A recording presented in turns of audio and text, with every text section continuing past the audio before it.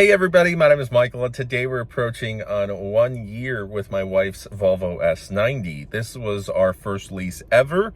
I've never leased before, and before working in car sales, thought leases were a scam. There was the stereotype that leases are for people who want to show off, or for people who are toxically trading in vehicles once every 2 to 3 years because they just need a brand new car.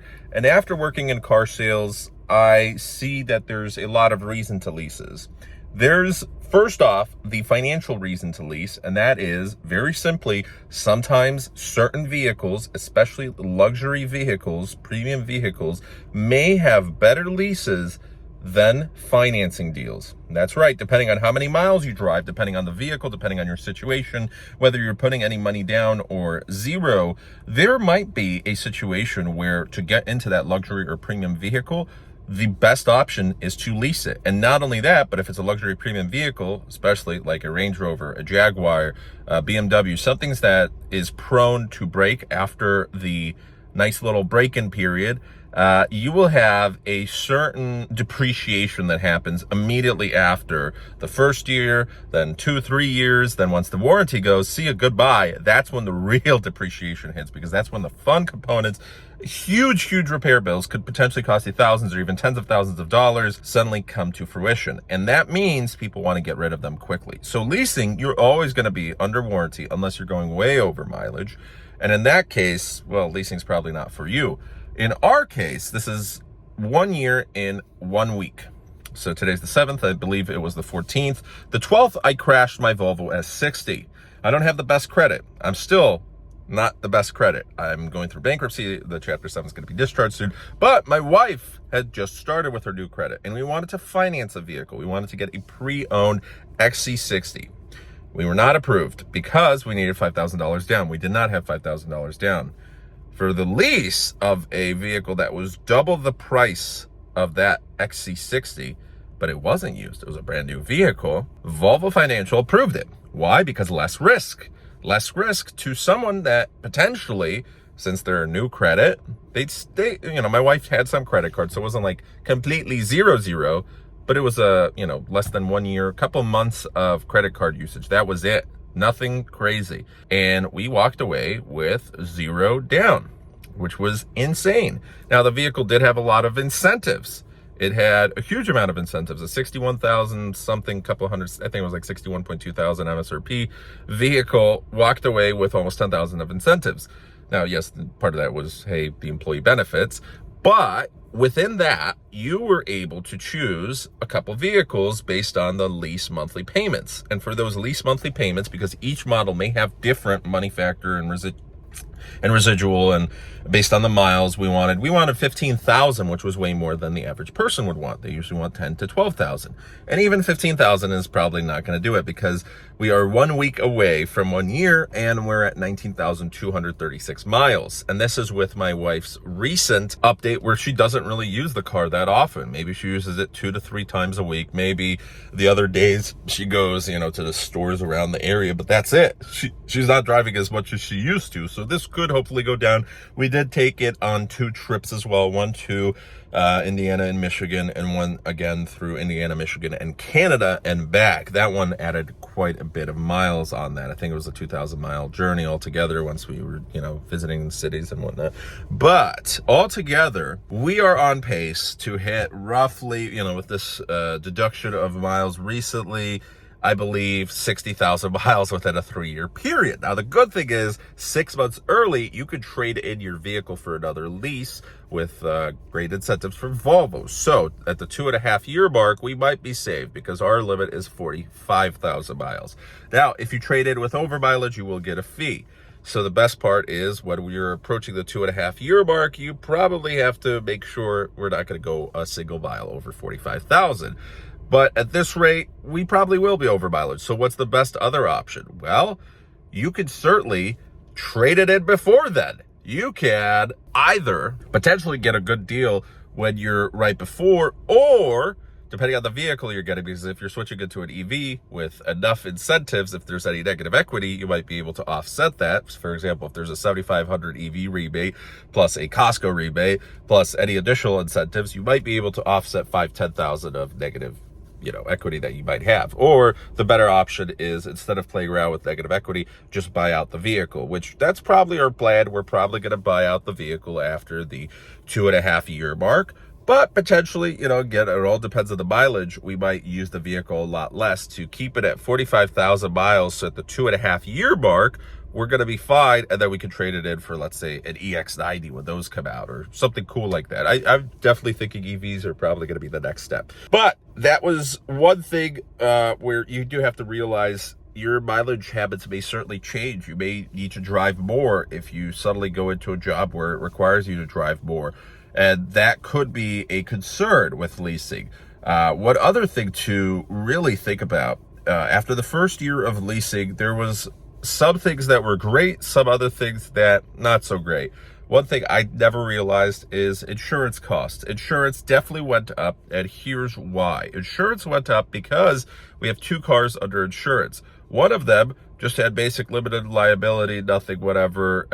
And then I had to increase that because it was a financed vehicle and I was kind of doing a no-no. It was increased to whatever the state minimum limits were, and we had full coverage, right? But at that point, then it had to be increased yet again. So this was what it was required. I get it. I had to pay more. But then it increased a huge amount because the Volvo Lease. Anytime you're leasing a vehicle, they have, the Volvo Financial, Volkswagen Financial, GM, whoever you're leasing your vehicle from, they're going to have pretty crazy requirements. And I understand why, because it's not your vehicle. If anything happens, they want to be, covered. What if you crash your Volvo into a brand new Range Rover that costs $200,000, right? There's certain elements like, hey, you're going to crash a $60,000 car. Maybe you go off road. There's property destruction. That's an extra $20,000. And then you did $80,000 worth of damage to the Range Rover or something. I don't know. These vehicles are increasing in price, and especially with EVs, their batteries, you could easily total out another vehicle if you hit it. So their limits are $100,000, $300,000, and $50,000 for full coverage in the state of Illinois. Now, this increased it drastically because previously I had like $25,000, $50,000, and I think I had 0 for that last one, or 25, or whatever the minimum was. So now I had to take that for 2 vehicles. I can't just choose it for the Volvo and not the Volkswagen. Progressive and now Erie, and no insurance company is going to let that be. So what happens now is there's a huge issue, because now you have to have increased payments, not for 1 car, but for 2 cars, and potentially 3 if you have, other vehicles in the family. Let's say you have an old Toyota that you do not care, you do not want full coverage on. Well, you can't just have full coverage on this vehicle, then limited liability with the state minimums on that one, unless you do different policies. But if you're married, then comes in this huge problem, because you sort of can't have 2 insurance companies, one with your partner, one, unless you live separately. But if you live together and you garage or park in the same parking lot, that's a problem, because technically I'm supposed to be on her car, she's supposed to be on my car, because yes, I do use her car sometimes. She very rarely, but has used my vehicle before as well. And ultimately, even if we didn't use it, insurance companies do not care. And that could be a potential increase of $100 to a couple $100 per month that you're not thinking about if you're leasing. So that is kind of the real negative of this whole situation. We didn't think about that. We didn't realize it. And that sucks, because my insurance costs are huge due to my bankruptcy and credit score, and due to my total loss coverage, collision as of last year when I totaled out my Volvo S60. And a couple months before that, someone hit my Volvo S60. I had 2 claims in the course of a single year. And then right after, we had to purchase insurance, which was skyrocketing. I had to pay over, Progressive increased it. They wanted over $500 per month. Erie was the cheapest company I found, and I'm paying $461 and 11 cents, something crazy like that. And that was the cheapest I found, because State Farm doesn't even want to insure me. Liberty Mutual doesn't want to insure me. I tried with all the national, all the major ones. I tried with General. I tried with all these sketchy random ones, Mercury, whatever. There was a bunch of them that didn't even give me rates. They said we can't. you're blocked. You're banned for right now. It's temporary, but due to increasing insurance costs, I mean, some of them that did quote me, Geico and whatever, $600. And you're like, that's after the discounts? Some of them were over $1,000. Obviously, I'm younger. My wife's younger. I just turned 26. I'm turning 27, in a couple months, but my credit score and my driving history is not great. No tickets, but even if you have just one crash, bad credit, and you're under 30 years old, and you're driving a certain vehicle with certain limits, that's enough. So you got a great deal of the lease, but ultimately the cost of the insurance is also something. So if you go over mileage and insurance, these are two things you must think about. The good thing, the positive of leasing is right now we're approaching the 20,000 mile service, and it's going to be completely free. We do not have to worry about that. Everything's under warranty. If anything were to go wrong with this vehicle, we could go to any Volvo service department and we will be fine. We also have roadside assistance. This is what we love, that it's a new vehicle, and my wife might potentially lease another vehicle in the future, because hopefully by then my insurance rates do fall once the accidents fall off after 3 years, and once my credit improves, because thankfully we're getting the discharge this month. So the hope is next year, things start to rise, and she'll be over the age of 25. So there should be certain elements to that. And we will probably look at a cheaper Volvo.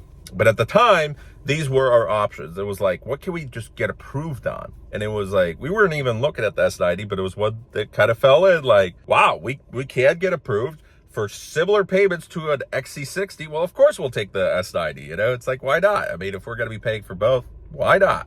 And surprisingly, this Volvo came out cheaper than my insanely high Volkswagen Passat payments, which were insane. But now I don't have to make those payments because I'll probably have to surrender that vehicle. So ultimately, driving this vehicle, it was so fun. Taking it out on journeys. We had people in the back. We were transporting stuff in the back. Or even right now, I have like lights and camera gear and whatnot. I love this car. It's super spacious. It's a fantastic vehicle. Leasing was the only way we'd ever get into a brand new S90, and that is super cool. That you don't have to worry about pretty much anything. We got tire and wheel coverage. We did get other stuff, so we are covered for that. If anything happens, obviously there's a gap on the lease. This is something that you may or may not get with a used vehicle, but probably may not, because it's an additional cost, and you're probably going to decide it's not worth it for whatever reason, and you're going to be worried about that. With leasing, maybe your only way to get into a vehicle, or even a new vehicle, especially a new vehicle, you won't have to worry about any potential damages that occur, if not due to your fault, but you're driving and suddenly something falls off, or there's some broken piece or whatnot. It's not your fault. Maybe the manufacturer had a bad day. You don't have to worry. It's covered under warranty. Yes, if you purchase a CPO vehicle, that's fine, but usually CPO vehicles, how many miles do you have left? 10,000, maybe a year of warranty, maybe an extension, so you got 2-3 years. But with a lease, hey, I mean, you could have up to 4 years of leasing, where again, this makes more sense on certain types of vehicle, maybe an EV, due to the insane rebates. Like working at Audi right now, there's insane rebates on the Q4 e-tron. You could get something with Costco, with the EV, for well over $10,000 incentives. And some of these EVs at Volvo and Audi, I've seen, all the way up to $50,000 in incentives. So that's a lot of money, especially when you're talking, hey, you could maybe do a 2-year lease. And there's these crazy vehicles out there where even non-luxury vehicles, where else would you get like a $200 to $300 monthly payment? And yes, at that point, you have to go on Lease Hacker and MSDs, multiple security deposits. But there's cases with zero money down, or just the first payment due at signing and registration fees. That's it. You can have a vehicle that's a crazy $200, $300 per month, where the only other way to do that is get a used vehicle that's like $10,000, $15,000 maybe with some money down, but really $10,000. So, and at that point, you're going to have to worry about potential repairs. Now, leasing depends on everybody's situation, but getting into a luxury vehicle, that usually makes more sense, because you could get potentially a difference of $200 to $400 in monthly payments for something that you don't have to worry about the maintenance afterwards, because you're just going to swap it in for the new model. And with the luxury vehicles, usually they update them quicker than, for example, a Toyota, where they're going to keep the same 400 for 7-8 years. Or Mercedes are going to get a new GLE or GLC or something new in the lineup. Audi's releasing a bunch new in the lineup. And that's the thing with a lot of these manufacturers. There's so many new changes coming up. There's so many new models coming out that leasing gives you that option, that it's just like, hey, do I want to trade in my iPhone? Of course I want to swap it in for the latest one. Bigger camera. It's going to be a little bit more efficient. Who cares? Better fuel efficiency, right? So there's a lot of cool aspects. Do I recommend leasing? Yes, but it depends on who you are. Depends on your situation. There's a couple of things you have to look out for. Ultimately, we're approaching our 1 year mark right now. We're going to book it in for service, and we have to reduce our miles, which shouldn't be a problem because, again, depends on our job habits, but my wife's probably going to be in a hybrid situation. She's searching for jobs right now, or potentially even remote, where she's going to be driving even less miles than right now. And I admit I have been using her car a little bit more than I should have, just to drive around town, and I will reduce that as well. But ultimately, I think we're going to purchase out the vehicle and, maybe, or lease another one. It's up to her. It's her vehicle. So we're going to see, but it gives us those options. And we're just happy because without leasing, there wouldn't have been an option for us to even get into a vehicle unless we were looking at a super cheap car. But even then, we had to have money down, where it was impossible at the dealership without money down.